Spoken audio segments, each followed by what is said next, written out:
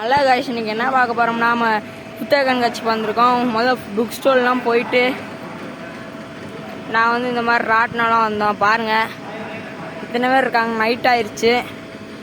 இத்தனை ராட்டினம் அந்த மாதிரிலாம் இருந்துச்சு. சரின்னு சொல்லிட்டு அந்த சின்ன ராட்டினம் தான் ஏற முடிஞ்சிச்சு. ஆனால் இது 40 ரூபா. மித்ததெல்லாம் ரேட்டு கூட இருந்துச்சு.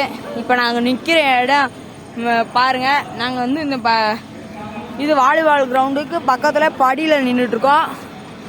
இது யாருன்னு தெரியுதா? ஏன்னா இதெல்லாம் முக்கியமாக வந்தது தான். காசு போட்டு வந்தது.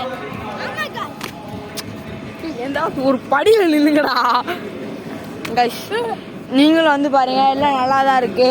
ஆனால் என்ன பேரண்ட்ஸோட வந்துடுங்க. ஆனால் காசு இல்லை, ரேட்டு கூட. சரி கைஸ், நாங்கள் 500 ரூபா கிட்ட மட்டும்தான் கொண்டு வந்தோம்.